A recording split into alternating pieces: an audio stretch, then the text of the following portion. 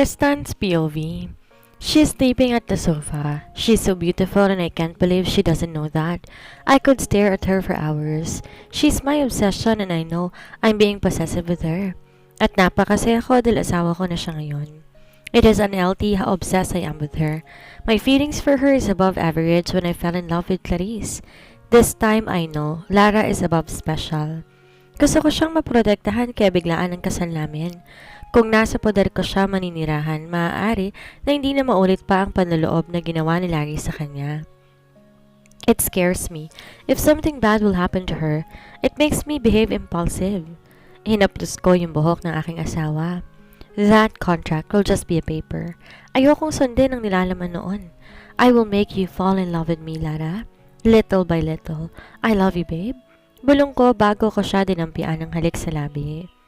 Binuhat ko si Lara, tsaka dahan-dahang nilapag sa kama. Kinumutan ko siya, then hinalikan ko yung noo niya. Tinungo ko yung sofa at doon ako natulog. Lara's POV. Napadilat ako ng bahagya ng unti-unti, sumilip ang liwanag ng araw sa malalaking bintana ng silid. Niharang ko pa ang isang kamay ko upang di tumapat na nakakasilaw na sikat ng araw sa aking mga mata. Ininat ko ang kamay ko habang humihigab at bigla akong nagmulat na matuklasang hindi ako sa sofa natulog kundi sa mismong kama. Isang matamis na ngiti ang gumuhit sa aking mga labi. Mukhang gentleman naman pala si Tristan. Giniya ko ang paningin sa kwarto pero walang Tristan akong nasalayan. Siguro morning person to sapagkat isa tong businessman kung kaya sana itong gumising ng ganoon kaaga. Nagpasya na akong bumangon upang makapaghilamos at upang magluto ng aming almusal. Kahit wala sa kontrata, kailangan ko pa rin gampanan ang tungkulin ko bilang may bahay ni Tristan. Tinungo ko ang kusina, pero bago pa ako makapaglabas ng mga sangkap sa lulutuin, ay binuksan ko muna ang refrigerator upang kumuha ng tubig doon. Nakagawian ko na kasi ang uminom tuwing umaga. Hindi ko pa nakakalahati ang tubig sa baso nang may buga ko yon nang ako'y lumingon. Napasingap ako ng hangin pagkaway na ilabas rin ng hangin iyon sa aking baga. Napaubo ako ng tuluyan na ngang masilayan si Tristan na nakangisi habang abala sa paghahanda ng karne. Sino ba naman ang hindi mapapasinghap at mapapaubo kung ang unang babati sa iyo ng magandang umaga ay ang nangingintab niyang pandesal? Wala siyang t-shirt o pang-itaas na kasuot at tanging apron lamang ang suot.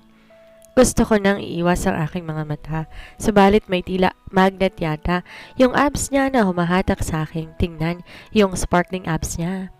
Naparunok ako ng mabilang na 6 yon. Busog ka na ba, babe? Napatalon ako when I heard Tristan's voice become acknowledged. I immediately looked back at his face when words left me in shock. Huh? Surprisingly, I asked in shock. Hindi ko alam ano ang sasabihin ko. I gazed around the kitchen and pulled my hair in frustration na mapansin na parang nawawala ako sa sarili ngayon. I desperately wish I would stop viewing his abs, but I know myself, I can't. Nasa harapan ko na siya ngayon. Gusto kong iiwas yung tingin ko pero yung mga mata ko sumalubong sa mga mata ng binata.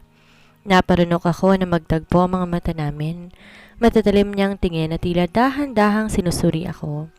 Para nang rumaragas ang talon ng tibok ng puso ko. Muling nagtagpo ang mga mata namin na nakakapanginig na titig niyang puno ng hamon. Mukha akong nabusog na yata ng mga mata mo. With the sinful eyes you have, wifey, that's a bad habit of yours. Always checking me out. Nakangiti pa na sa ni Tristan. Sino ba namang hindi madadala kung apron lamang suot? In-expose pa talaga yung mga pandesal niya. Alam ko, sinadya niya to. Finally, I have to ponder over the correct words to speak. Hubby, sineseduce mo ba ako? Rule number 3, bawal akita na magkabilang panig ang isa't isa. And you are disobeying that rule. Nangaasar na saad ko. Promise, it was overpowering my senses. No dear, I was just making breakfast here. Do not accuse me for seducing you. Asa ka? Why would you want me to seduce you? I'm professional. That is my expertise, to seduce a woman like you. Trying to ignore the warm gesture, my eyes remained focused on his cat-like eyes. Para bang dinadala ako ng mga matang iyon. My heart felt trapped with his attractive stares. Namala ako nang bigla tumunog ang tiyan ko. Ngumisi si Tristan, saka bumalik sa pinagkakabalahan kanina. See? Gutom na yung mga alaga mo sa tiyan. Can you help me to cook? Bahagya akong tumango. Ang mga hakbang ko mabigat habang tumabi sa asawa ko. Kinuha ko ang matulis na bagay upang hiwain ng mga gulay. Mahilig ka pala sa heavy breakfast? Akala ko kasi kontento ka na sa bread and coffee. Saad ko kay Tristan. I'm not into heavy meals but now I want to spend my time having breakfast with my wife. Namula akong muli. We were into a deal of fake marriage but somehow I feel like this marriage is real. Wala ba akong good morning kiss dyan kahit sa cheeks lang? Nag-puppy eyes pa siya. Tinutok ko yung hawak ko sa kanya kaya bahagya naman siyang napaatras. Gusto mo bang balatan ko yung labi mo? Puro ka na lamang halik. Diyan ka magaling eh. Inis na wika ko. Sungit naman ang asawa ko eh. Fine, there's always a next time. Nakangiti pa na saad ni Tristan. Aba, at talagang umaasang hahalikan ko siya ha? Kissing monster talaga ito. Parang palaging uhaw sa halik. Napabuga ako ng hangin nang mapuna ang aming height difference. Gusto ko siyang batukan subalit hindi ko yon magawa dahil sa katangkaran niya. Long enough to figure that I'm so handsome? Biro niya as I pouted my lips. GGSS ka na naman. Kopong ka po sa sarili. Reklamo ko nang magsimula na siyang magluto.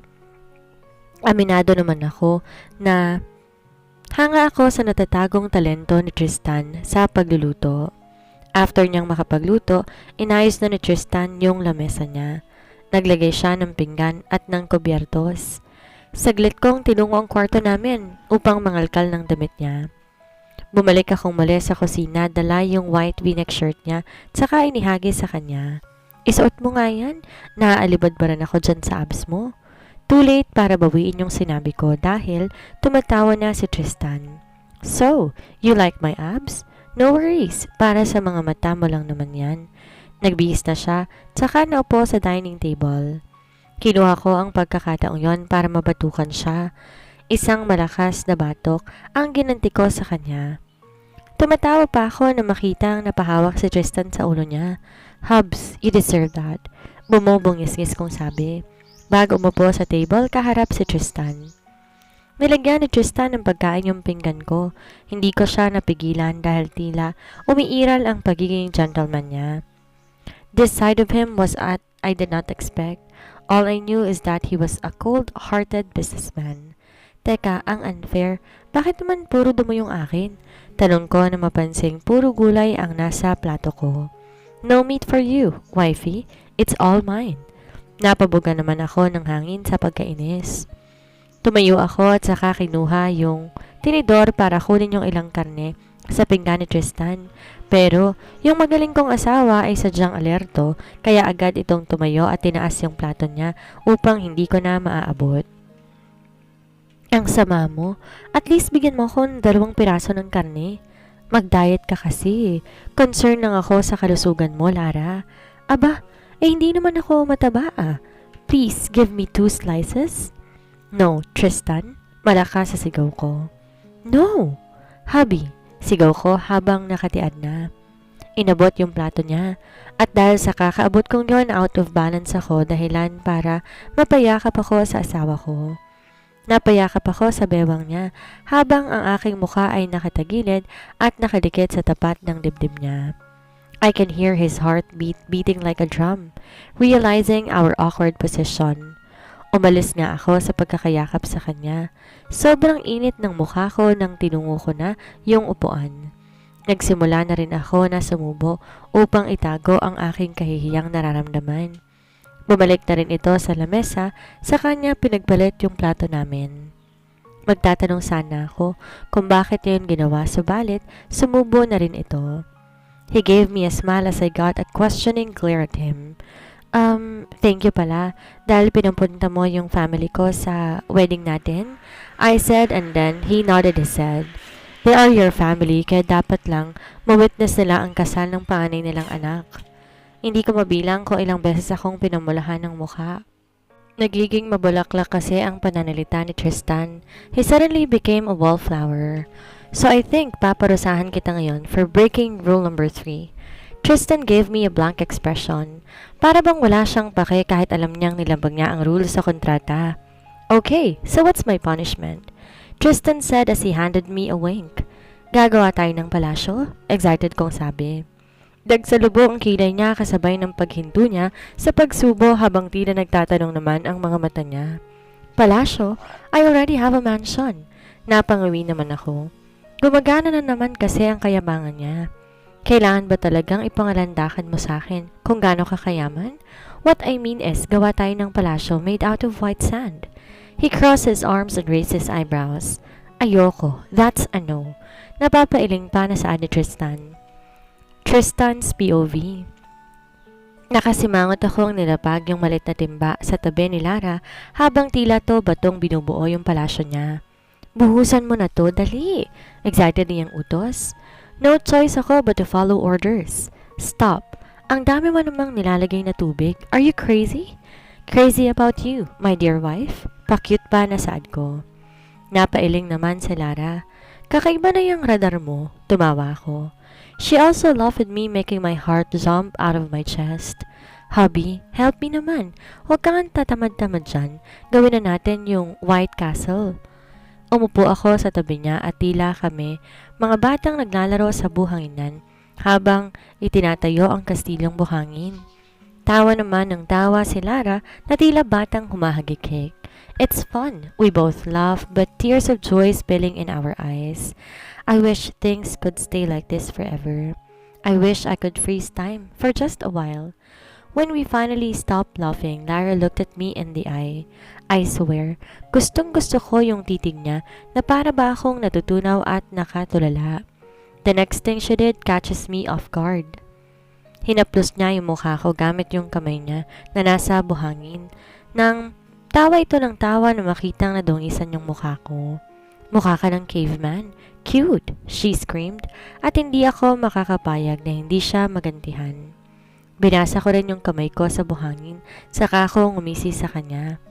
Nahinto siya sa pagtawa ng maalarma ang gagawin ko. Nung medyo makalapit na ako sa kanya, bigla naman siyang kumaripas ng takbo sa gilid ng dagat. Naghabulan kami. I laughed when I tackled her down but soon she escaped again. Tumakbo ulit siya papalayo. Tristan, tama na. Ayoko na. Sigaw ni Lara na lalo kong ikinatawa. Pero hinabol ko pa rin si Lara.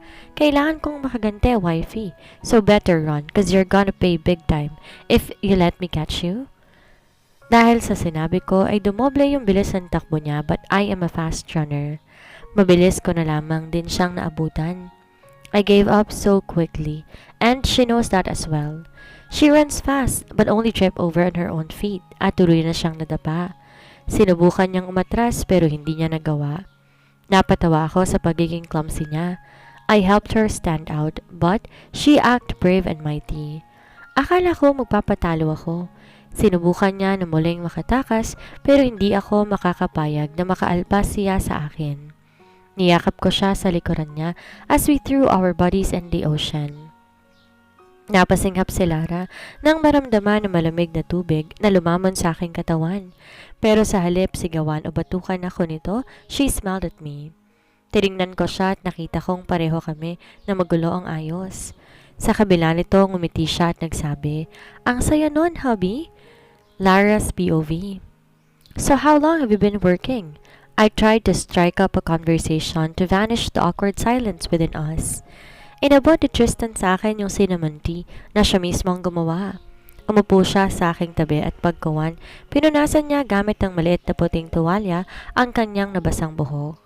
I have worked in our company since middle school, though they were minor instances. He responded with ease. My father trained me and gave me the position at early age in our company. Somehow, I really hate the air of the Lazar Industries. Mapait ang aking naging pagngiti. Masyado pa ito na bata, subalit mayroong mga bagay na mabibigat na itong pinapasan.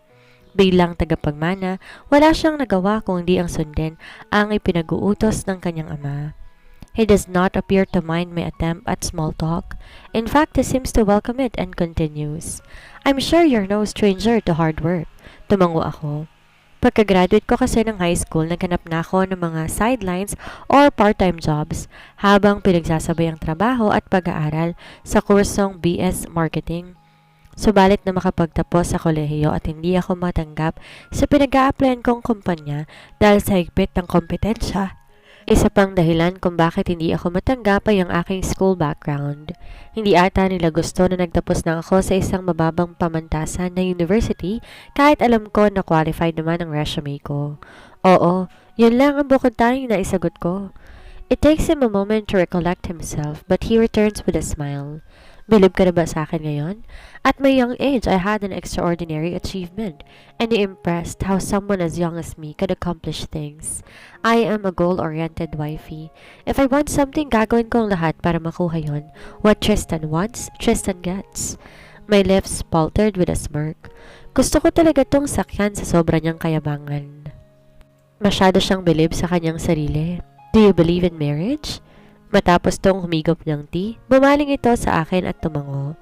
Oo, although my parents' marriage fails, I still believe na mahahanap pa rin ng mataang makakasama mo habang buhay. I find marriage to be a lie. Pakiwari ko sa mababa at mahinang tono. There's nothing whimsical about it, especially when you think it based on love. Nawala ang matamis niyang ngiti nang marinig ang aking sinabi. It's clear that he does not believe in love or marriage, Lara. Ang kasal ay isang kontrata between people to further help them in life. Love has no business on it. Isa ng halimbawa ang kasal natin. Sabi ko habang nakatuon ng aking mata sa palasingsingan. I don't trust man and you're no exception on it. He stares at me with curiosity. Why do you hate us? Tiningnan ko si Tristan. Hindi tayo nakakaramdam ng butterflies kung hindi fireworks. Hindi ka niya hahanapin kapag nawala ka sa tabi niya na iniisip ka niya bawat segundo. Hindi siya ngumingiti dahil tinatago niya ang tunay niyang nararamdaman. Kapag ang isang lalaki na in love, totohanan yun. Iisipin ka niya bawat segundo, bawat minuto, bawat oras, bawat araw, bawat umaga at bawat gabi. Kapag ang lalaki umibig, nagiging hibang sila. Ganon kami, Lara. Nagiging pabigla-bigla, matigas ang ulo at mahina, lalo na sa mga taong mahal namin. Seryosong saan ni Tristan. Maamin na kaya ni Tristan na umiibig siya kay Lara? At dito na po nagtatapos ang kabanata ng ating kwento. Please like, share, and subscribe for more updates. Maraming salamat po!